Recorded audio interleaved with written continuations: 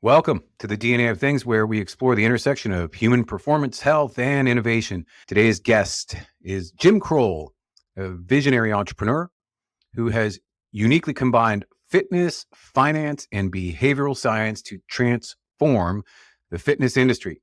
As the founder and CEO of the Sage House, an advisory and investment firm, and co-founder of Prove 3, a groundbreaking fitness and wellness outcomes company, Jim brings a wealth of experience from Wall Street to the weight room.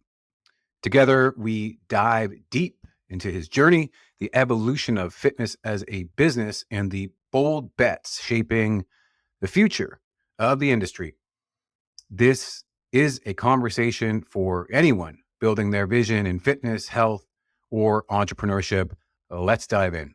Today, I am very pleased and privileged to bring you a very special guest, Jim Crowell, the founder and CEO of the Sage House, an advisory and investment firm specializing in the fitness and wellness sector. Jim has a background in athletics, hedge fund trading, and coaching. And he brings together a unique blend of these expertise to deliver on an emergent industry that is in health, human performance. His work has significantly influenced the fitness industry through innovations like Proof 3, the brick and mortar gym, and through a remote longevity fitness platform. But as we'll see in the dialogue, this has been built upon an incredible foundation in both finance and fitness. Jim, welcome to the DNA of Things. It's good to see you, Jeremy. Thanks for having me on, man. I'm looking forward to the chat. You and I, we've gone deep a number of times, so I'm looking forward to another one. Yes, sir. Yes, sir. Like I say, I'm privileged, but also it pleases me so much to have the listeners be that kind of fly on the wall to some of these conversations that we've explored. And we've got our own foundation of of a relationship both personally and professionally, extending back to, I think, remembering having lunch with you. I want to say between 5 and 10 years ago, somewhere around there, in Scottsdale, Arizona, and I think where were we? We were at True Foods, I think, and this was in your days at OPEX, where I believe you were the COO. Is that right, or CEO? Yeah, got the E at some point, but kind of did a lot of whatever needed to be done over there. I had a really good time there. Yeah, But yeah, yeah, you this is at least 5 years ago, but yeah, probably 5 to 7 if I was trying to get tight. yeah, yeah. And I've watched you, go from 0 to 1 with the Sage House, which I want to definitely dive into. But of course, you've got this incredible venture that just seemed to form.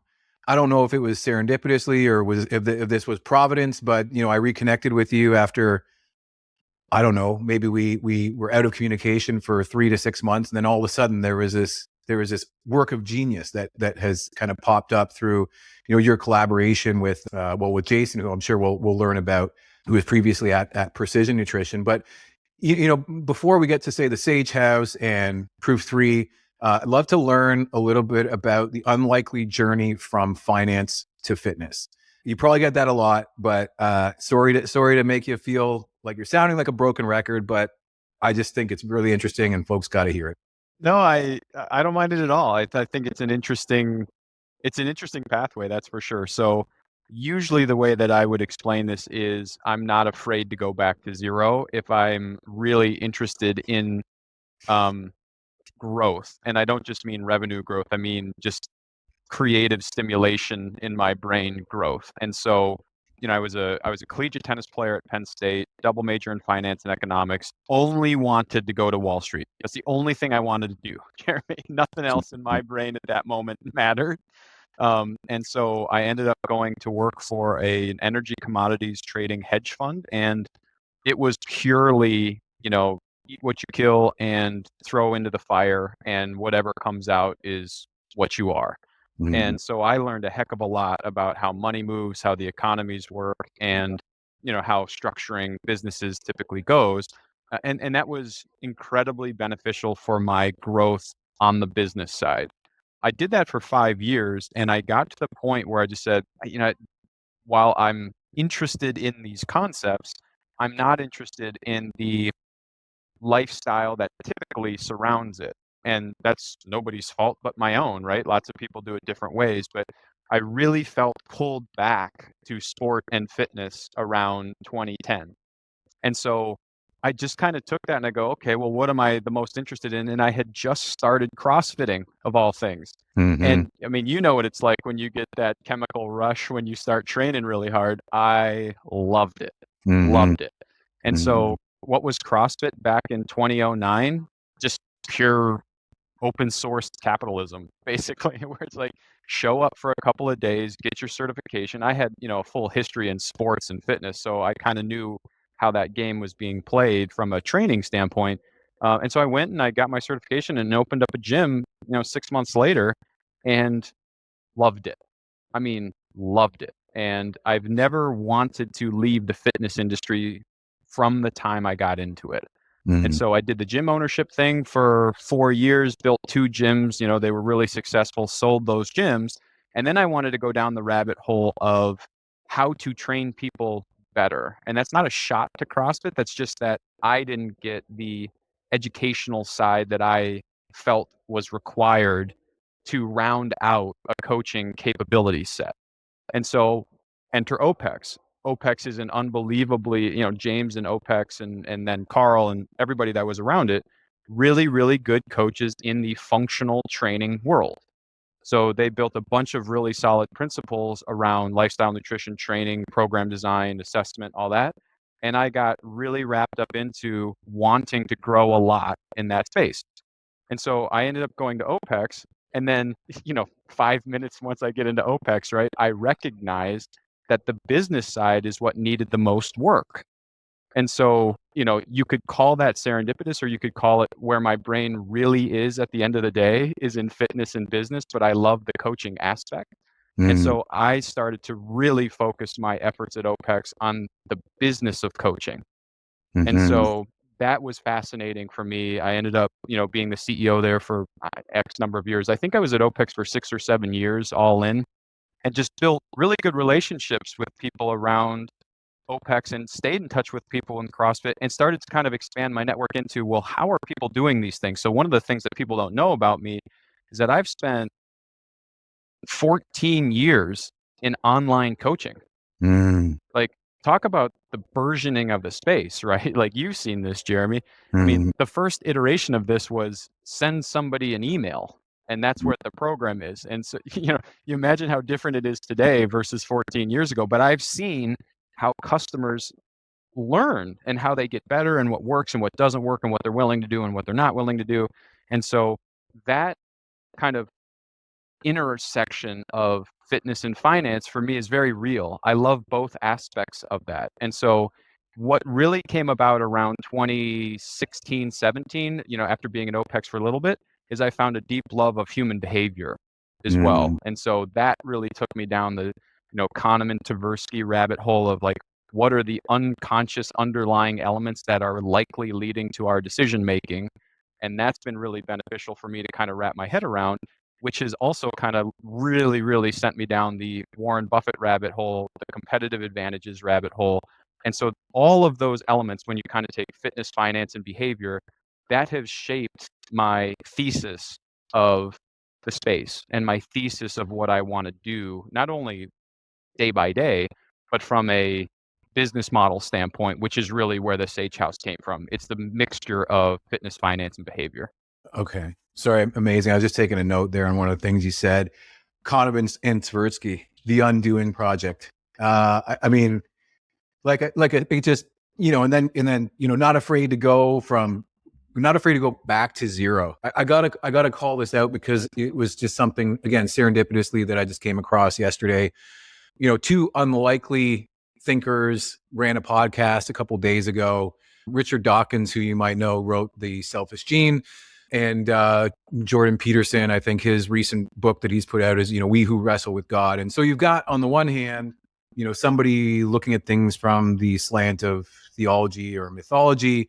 And then you've got somebody on the other hand looking at things more philosophically, scientifically, Richard Dawkins. And, there's this very interesting, call it conversational jousting / dialogue, I think with very good spirit in mind. But the really interesting thing that came to bear here was this idea that they stumbled on it through their dialogue, through bringing together different viewpoints. I mean, the analogy here that just to foreshadow is, fitness and finance, unlikely pair, and so what synergies might come. So, mythology and science, what unlikely discoveries, what might we make? So I'll fast forward to the end. Essentially, they rediscovered their sentiment for this idea of the Baldwin effect, which is essentially this idea that learned attributes, there would be a selective advantage for, say a species to get better at learning something fast, to the point that they would learn it so fast that the fastest form of its expression would be its innate encoding in you, and so you're born with that behavior.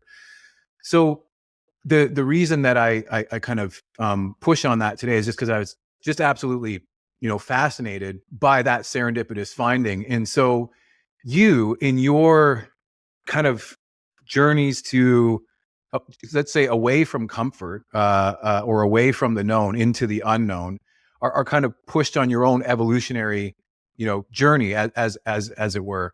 And so what I'm interested to understand is, as you've let's say 0 to 1 is where we're going and 1 is 100%.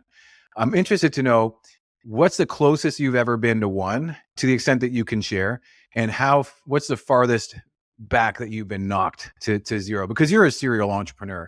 And I think, a lot of our listeners are entrepreneurs. So even hearing a little bit about, that struggle and your own, kind of intentional journey, but like, what are some of the moments of your own serendipity along the way?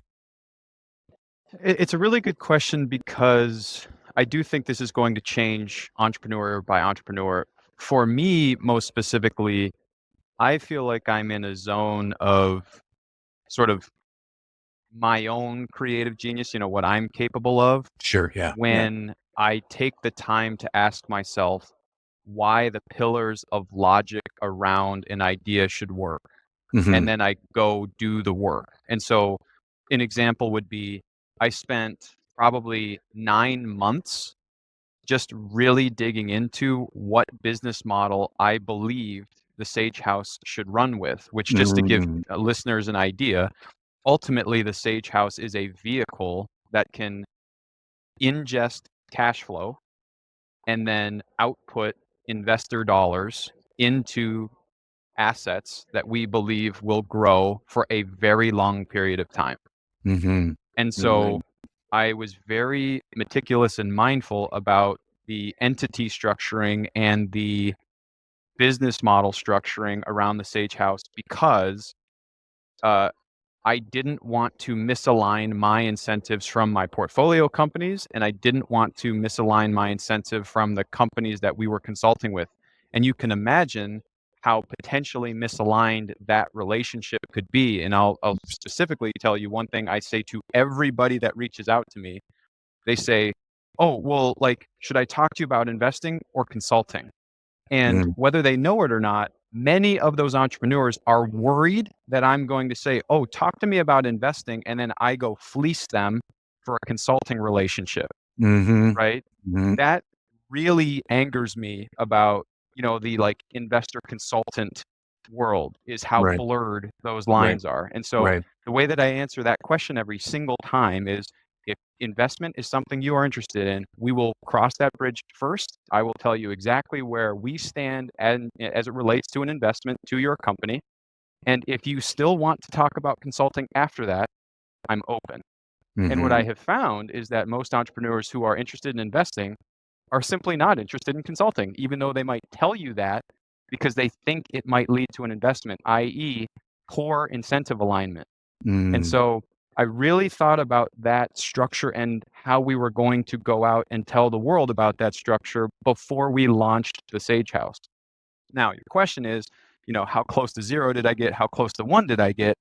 I felt like I was at a 1 when I got really clear about why our business model should be longer term compoundable at a higher rate than another business model. Mm. That took me, like I said, 9 months of deep study around well, like, why is Warren Buffett structured the way that he is? Not what investments he's made. How is he structured? Mhm. Like, why is it called Berkshire in the first place? Ultimately, it is an asset vehicle where he has cash flows that fund additional investments. Like, it's a beautiful structure, which actually many, many large companies continue to move more towards that kind of a model. Like, Mhm. look at Microsoft. What's the stat on Microsoft? They create $300 million of free cash flow a day. Mhm. A day. Think Mhm. about how crazy that is from a, well, what do you want to go build? Well, we got 300 million more dollars today. Like, what do you want to go do? And so I wanted to say to myself, if we're in this game 20 years from now, we should have a structure that is logically compounding based on our structure. So that felt like one. Mhm. And however many months after that, Jeremy, you start getting punched in the face for a myriad of different reasons, and you're like, is that gonna work? And Mhm. that's when I get closest to zero, when there is a whole heap of uncertainty in front of me. Mhm. And so I don't like uncertainty, all things equal. And so Mhm. that's why I try to study something deeply enough to find I like to call it probability, but it might just be my brain perceiving Mhm. probability when really I'm just trying to rationalize why I'm making a certain decision, Mhm. right? But when I do the work to get to a higher probability on paper and not just in my brain, and I pressure test it with smart people like you and others, right? That's when I feel really good. And Mhm. so I always try to refine a sense of, why is this logically and principally compelling? And how do I continue to put brick by brick to continue to build the logic around that, knowing that you need luck here and there, knowing that you need great people around you, knowing that you need the industry that you're working in to continue to grow. But I'll give you one specific example. We purposely timed the Sage House when we did, because we expected connected fitness to get kicked in the mouth. I wanted to be in market with capital to invest as it was getting kicked in the mouth. That was very mindful. It doesn't mean we're going to win. It was just a mindful decision, because I didn't want to chase valuations on investments. Mhm. And so that's our strategy. We will see in 5 or 10 years if that plays out. But, Mhm. one of the questions you asked me before the show is, what's a big message you want to leave people from the podcast with? It's that really big things take time, and most of the structuring and most of the incentive alignment today is about faster. And Mhm. so I think it's Mhm. really important to zoom out and ask, how long is it really going to take to do Mhm. something meaningful, and then build a structure and build a capital model that you can either have enough capital or create enough cash flow that you have the time to build the thing you want to build. That is very, very hard to do, Mhm. and I'm not suggesting that we've done it brilliantly. It's just something we think a heck of a lot about, and something that we have purposely built into the Sage House's structure, and Proof Mhm. 3 for that matter. And I can talk about Mhm. how we did it at Proof 3, or at least how we are trying to do it now. Yeah. Yeah, absolutely. I wanna dive into proof 3. Just a quick point of clarity on connected fitness getting kicked in the mouth. Maybe if you could just say a little bit more about that. Sure. At one point, bear with me on the exact valuation, Peloton was valued at around 50 billion with a B dollars in the Right. public markets, and now I Right. think they're valued at a $2 billion market cap. Well, extrapolate that same idea out across a large, large, large percentage of the connected fitness market. Mhm. And so valuations have gotten crushed, companies have gone out of business, and in reality, what happened was, when COVID hit, everybody just goes, "Oh my God, like, we have to go online." Mhm. And that included investors, that included people who are allocating a whole bunch of capital. And what they did is they actually moved forward revenue expectations dramatically in their forecasts, which cost or created a reason to put a bunch more capex expenditure onto the books. Mhm. And what happened was, the moment that COVID started to wane, that revenue didn't continue on the pace that they expected. So they massively overspent, they massively over inventoried, and they got big trouble after that. And so, Mhm. I mean, Peloton's one of the most public examples. They're still trying to figure out how to get the inventory off the books. They're still trying to figure out how to grow from where they were in COVID because it just went so bananas so quickly. Mhm. That is a common, unfortunate problem that the industry has been facing since, let's call it mid 2022. I think it's starting to change with really good companies having figured it out and new companies emerging that didn't have to figure it out per se. And so the industry is starting to emerge again, but Mhm. I don't think that we're out of that at this moment. Mhm. Got it. Okay. So tell me about proof three. Why is proof three interesting? It's all in the name, if I'm being as hopefully clear as I can be, right? Proof 3 is a fitness and wellness outcomes company, and we are building the entirety of the business to produce good results for our members. And we have to prove that for us to consider ourselves successful. And Mhm. so, what we're trying to do here, Jeremy, is to build a tech native platform that actually builds technology not just to capture data and visualize it and help people improve, but actually benefits the hospitality and the experience that people enjoy in a gym or online. Mhm. And so we're one of the first companies that has built technology first because we wanted to build the experience around the technology and not vice versa. Because Mhm. especially in a brick and mortar concept, it's extremely hard to change the model or change the experience to put technology into it after the fact. You Mhm. have to change your members' entire perception of why they show up to your facility. So we want to bring members in that are equally dedicated to getting those results. And within that, we want them to be like to love the experience of that and to not have to do all kinds of extra work out of the gym for us, the business, to get enough information to better help them. Mhm. So the model is it's a group training, strength and cardio based concept. Let's just assume for lack of, simplicity, 30 minutes in the strength space. We have barbells, we have racks, we have cable stacks, we have pull-ups and da da da da da. You do 30 minutes there, progressive strength building. Then you go do 30 minutes on the cardio side. That might look like some amount of mixed modal work. It might look like on a bike, on a rower, stepping up on boxes. It's not volatile. It's not chaotic. It's Mhm. strength training and good cardiovascular training with good music, with great coaches.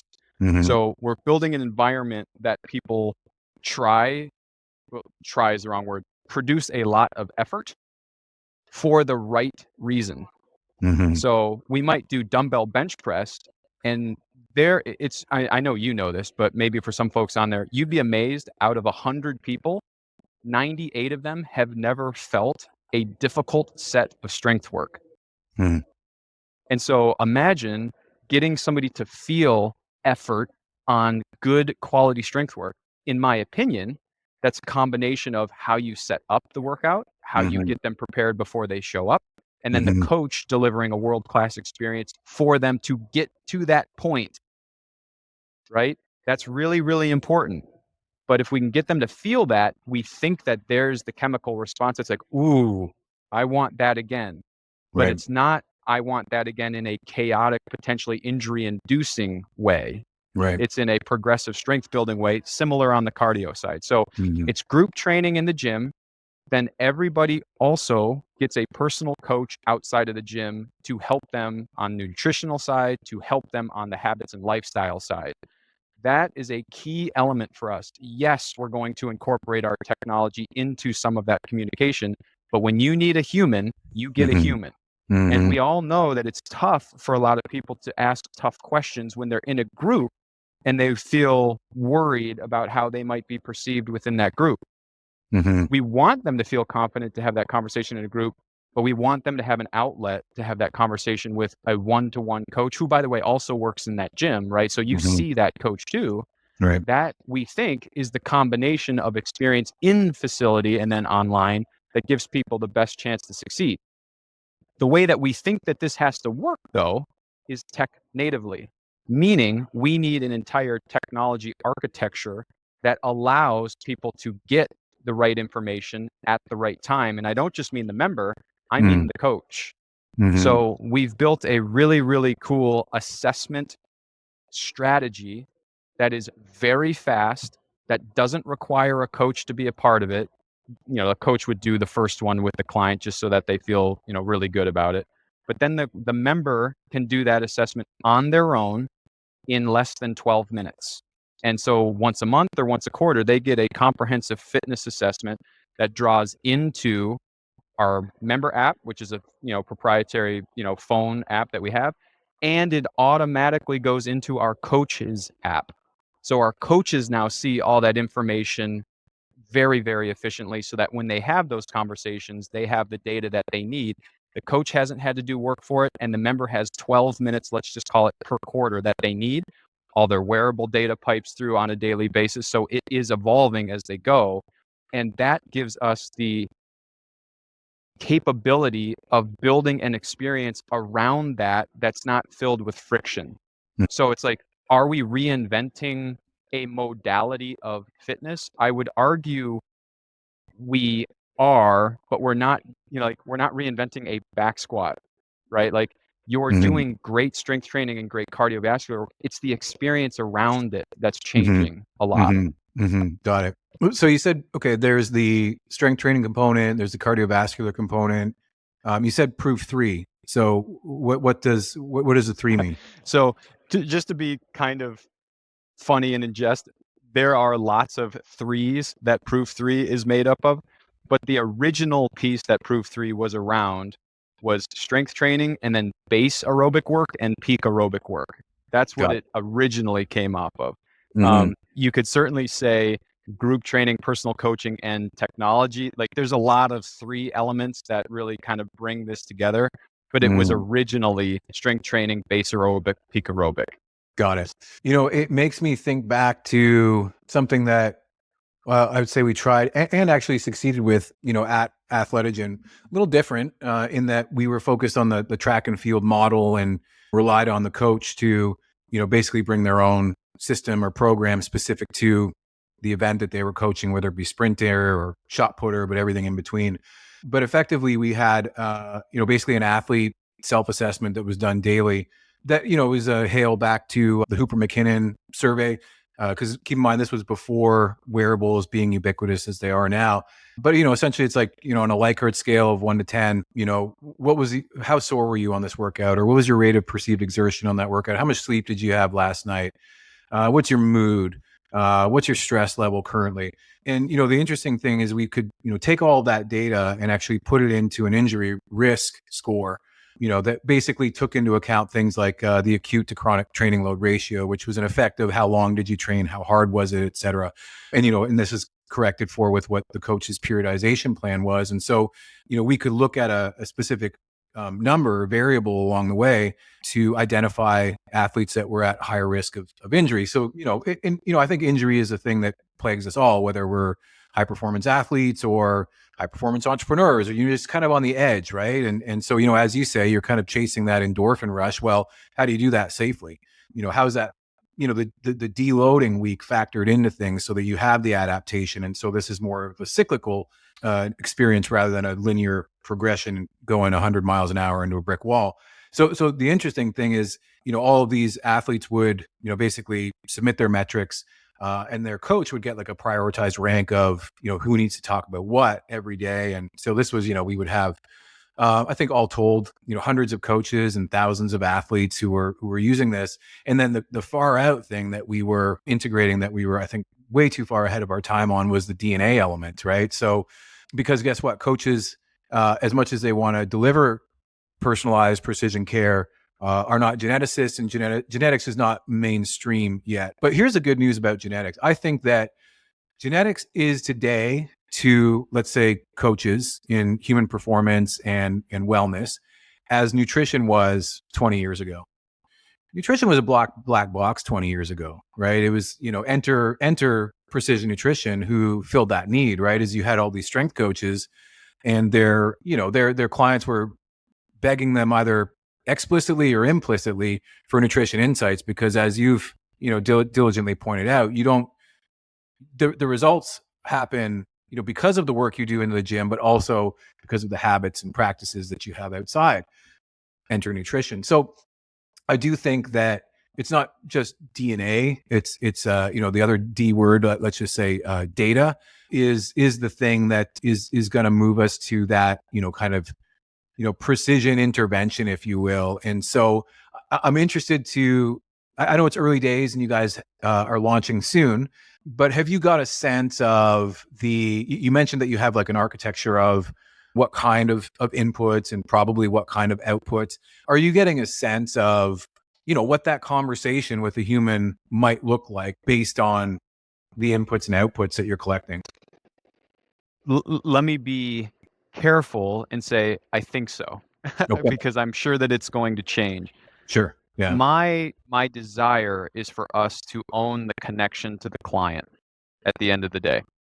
And Yeah. so that to me means assessment data, training Hmm. data, and communication. And so if I have those three elements, I now have what the inputs are, i.e., training and all the wearable data piping through on a daily basis of activity. I now have the output data, training results, assessment results. And to your point on DNA, same with blood testing. Blood testing is now very ingestible into Yep. databases, right? Yep. So like Yep. I can get a lot of deeper metrics. I don't want to be a medical company, Jeremy. I just want to be Yep. careful and say that's not what Proof 3 is designed to be. But Yeah. there's plenty of information that we don't need to be medical doctors to Yep. get information from. And so if I then own the communication element as well, and we're testing some cool systems right now, then I can say, I now have an understanding of how you feel about all of it. And if I know how you feel about all of this, I have a pretty cool feedback loop to say, Yeah. this might be where we need to head with this person. We can automate a good amount of that, but I just don't think that the human's going away. I don't want the human to go No. away. And No. so, yeah, so Yeah. that's why we've kind of positioned like tech native and human native, right? Yeah. But it's Yeah. important to kind of build the right type of team with the right type of technology who's fully on board for that. 100%. 100%. So, as I work, with, I work by bringing, beside the consulting work that I do in health tech, I do, coaching work with, CEOs, and my program's evolved as, in the last year or so, where I actually collaborate with, various labs, various longevity centers, et cetera, kind of, let's just say, playing the role of kind of point man for the client. So I understand. I have a very close relationship with how they feel. Like I like the actually, I like the analogy of like the corner man. So like my clients will go out, do their thing, go to battle for the week, and we'll check in at the end of the week and we'll kind of talk it through. And my role is to kind of like help them with the blind spot. And it's like, hey man, like if you keep going in like that every time you throw your right, you drop your hand, you're telegraphing what you're going to do. So yeah, you're naturally taking a left hook on the jaw every time. So let's fix that behavior. But then it's like, obviously, I'm, I'd say classically trained as a molecular biologist, evolutionary biologist, if you will. So, basically a generalist, right? So I know enough to be dangerous in a lot of areas. And so recognizing when do I pull in the natural path? When do I pull in the MD, the osteopath, the chiropractor, et cetera? And so, it's interesting that you say, you've perceived that connection with the client, with the customer, Proof 3 member as sacred. Because yeah, you're absolutely right. And I say sacred because I know what you mean when you say, well, we own the relationship with the customer. You're not saying I own the customer. What you're saying is I'm protecting that relationship with the customer because as a world-class coach, by the way, you being one and having experience in building that environment, what world-class coaches do is they protect the environment. And so you're protecting the inroads to that member in the gym and outside of the gym after. So, like, I mean, I imagine a time and space where it's like, hey, we're expanding the periphery of our expertise outside of the Proof 3 brick and mortar. You're probably gonna have going to have many of these organizations, but I can imagine a virtual telemedicine component of this as well. And sorry, yeah, go ahead. No, you are ahead of me, which is not new. We absolutely expect and are building towards a lot of these facilities. We Yeah. also have a great online coaching team that does this online. Imagine Amazing. the network effects of having these assessment platforms in different areas. Now our online clients can start to go get assessed in a methodological way that we understand the information being spit back out to us. Yeah. And we fully expect that the software that we're building can become different parts of different experiences, right? So Mhm. one of the things I deeply believe about fitness and wellness is that it is very persona driven, Mhm. right? Like there's a persona that loves being in an old school dirty powerlifting gym. Yep.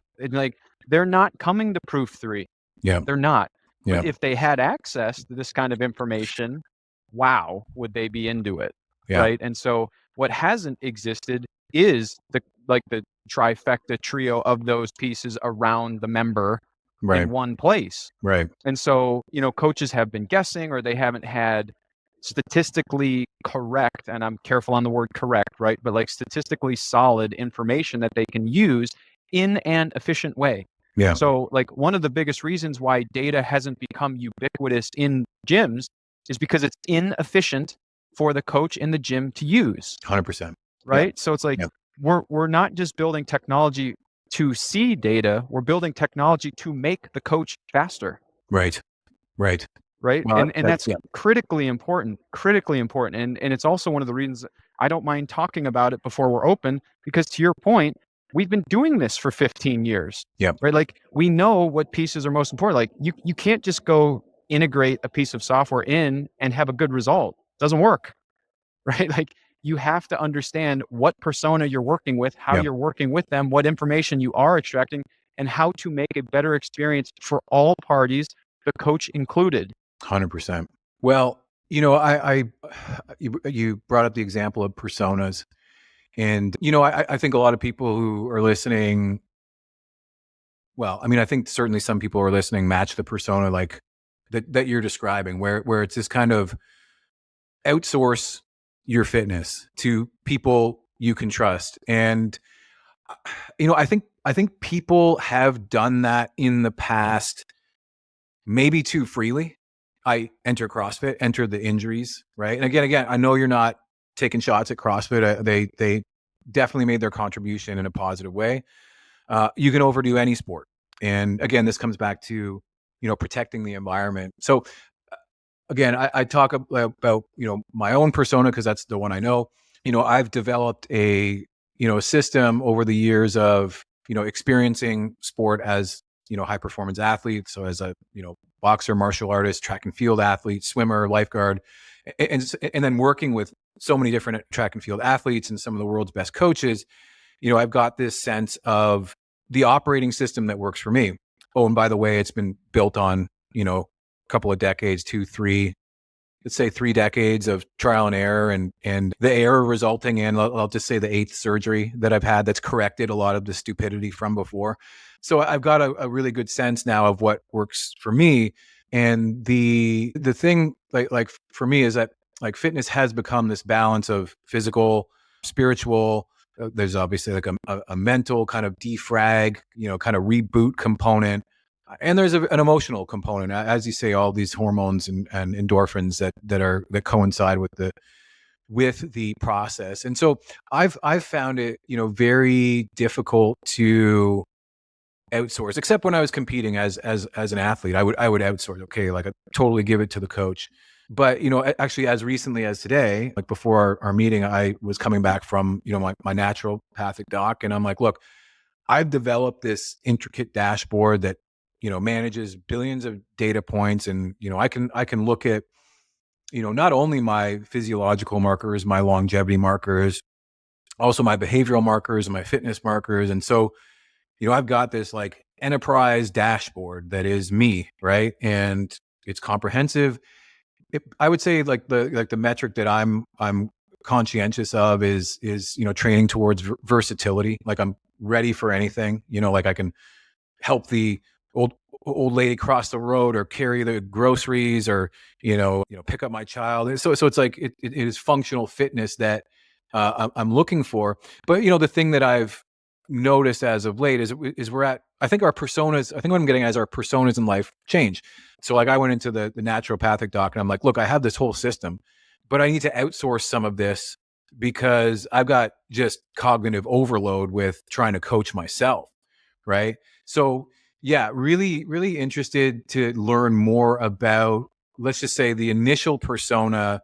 I don't know if it's that you're targeting or just that you're seeing at this stage. So like, what's the, I don't know, what would you call it? The demographic, the geographic. I know you're starting in Arizona, and the cycle. What does that look like for you guys at this point? And I know it's probably subject to change, but just interested Yeah. to know what your jumping off point is. I think it's the right question though, because I think if you miss the audience in fitness, you lose. Sure. You just you get nobody. But our initial expectation is that, let's call it 30 to 60, and I understand that's a lot of decades in there. Yeah.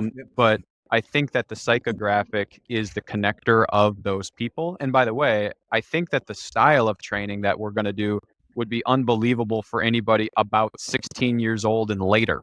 Yeah. But our persona is the persona that is the normal adult who wants to live better longer. Yeah. And I've oversimplified that, right? Like, so there's down the rabbit hole layers of, exactly what they will become, but we believe that's male and female. We believe that they probably have tried fitness before, right? Like they're probably not a literal first timer in fitness. So we'll get some of those. Yep. But it's the person who says, I want to live stronger for longer. Like those two phrases mean a heck of a lot to us. They want to feel the most capable. You made a point that I think is really important. You're talking about your operating system and potential overload. The metric that matters the most to us is long-term consistency. Sure. Yeah. And so if we can create an experience that doesn't injure them, that keeps them engaged and interested, they keep coming back. There's almost no way that normal people won't keep getting better. Right? And the interesting thing about Proof 3 is that you said outsource it to somebody. I'm saying don't just trust us on it. We'll show you the data. Mm-hmm. And so keep in mind, right? Like we haven't proven that we can do it yet. So like, I don't want to just blow smoke, but I'm going to at least show you what your numbers are doing. And, you can see it and make your own decision at the end of the day. Yeah. Well, okay. I think you're being overly modest. So you haven't done it with Proof 3 specifically, but you've done it, Carl's done it, Jason's done it, in your work with OPEX and CrossFit and precision nutrition. I mean, at the other end of your guys' actions are at least hundreds of thousands of people who have results. Yeah. Yeah. It's a fair point where, and for folks who didn't get any download on Carl, he was the CEO of OPEX after I was. Right. And so if the interesting thing is that where my maybe default is the business of fitness coaching, Carl's default is the coaching of coaching element. And so we work very, very effectively together in those two concepts put together.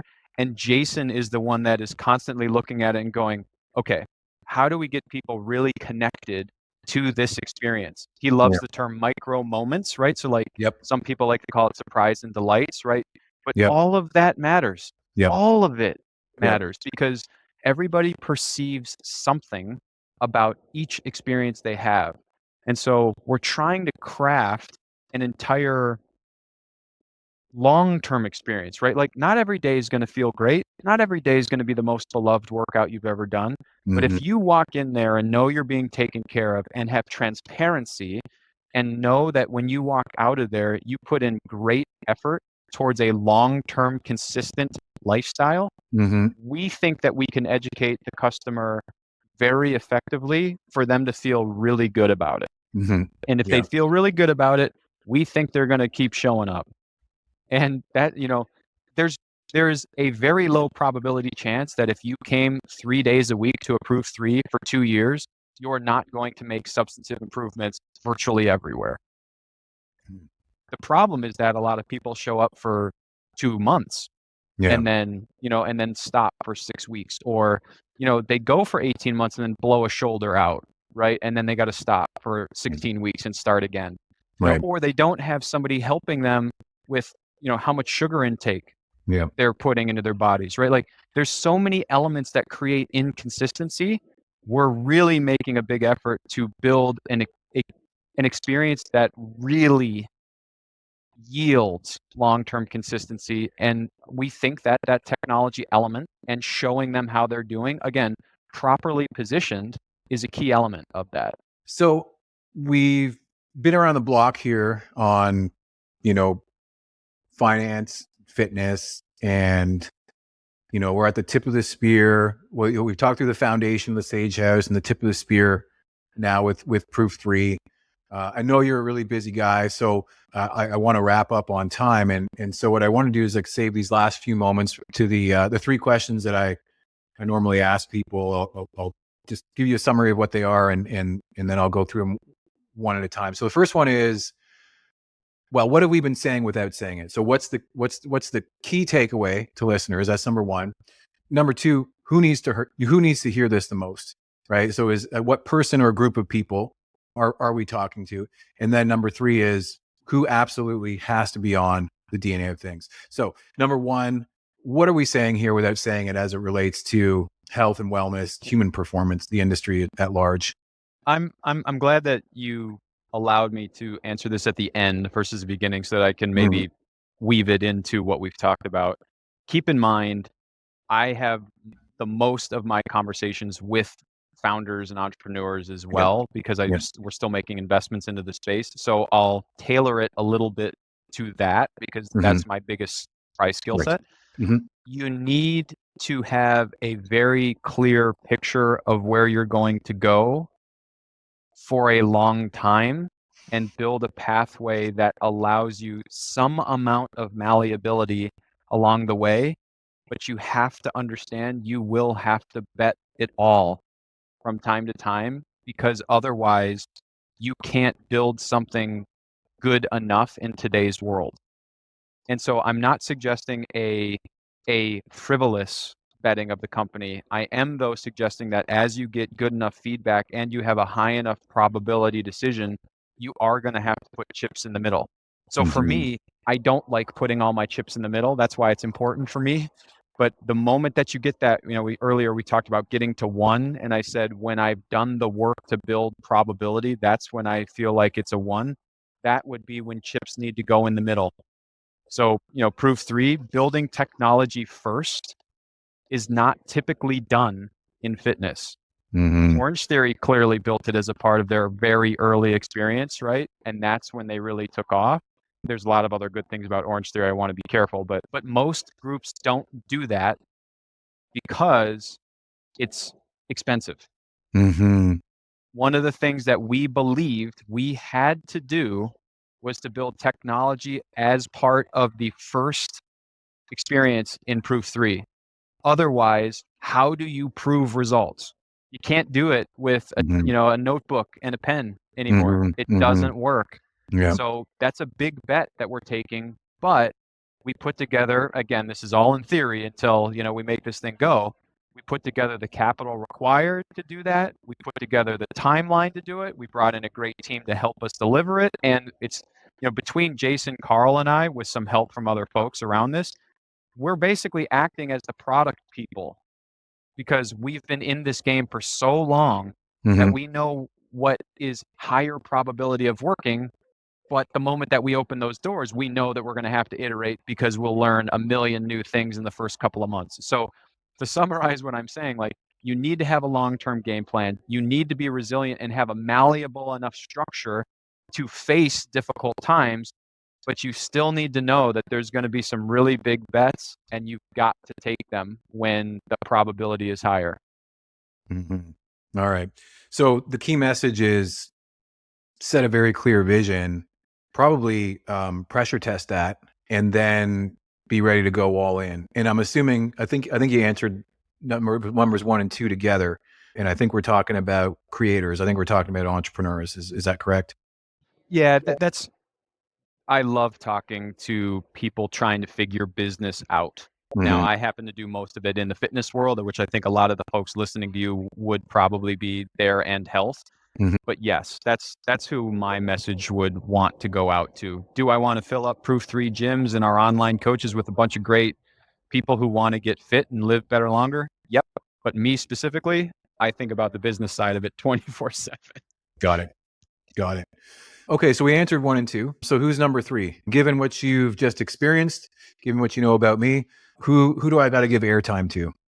I think you should have Ari Tula on the podcast. If you know Ari, he's from ALO Health.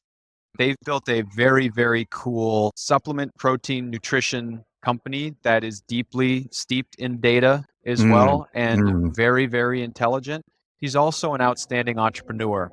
And so I mhm, think you guys would have really interesting conversations, a really interesting conversation, and then probably beyond, mhm. about how he's thinking about it, what you've seen, how nutrition and DNA probably play together, how nutrition and biology play together, and he can really go down that rabbit hole. Very cool. All right. And so it was Ari, and what was the last name? Tula, Tulla. Ari Tula. Ari Tula. Cool. Well, Jim, we're exactly at the top of the hour. So I wanted to honor the time commitment that we made. And hey, I just want to thank you so much for joining me today on the DNA of Things. Thanks, Jay. I appreciate it, man. This is always fun. Thank you for joining us for this provocative episode with Jim Crowell on the DNA of Things. And we explored his journey from hedge funds to health and his innovative approach to blending fitness with finance and behavioral insights. Proof 3 and the Sage House are not just ventures, they're visions for how we can live stronger and longer while aligning purpose with performance. If you're an entrepreneur, creator, or someone passionate about health and human performance, this episode was your blueprint for clarity, resilience, and going all in. So don't forget to share it with someone building something meaningful, and let's keep the conversations going. Until next time, let's keep unlocking that potential stored in your DNA.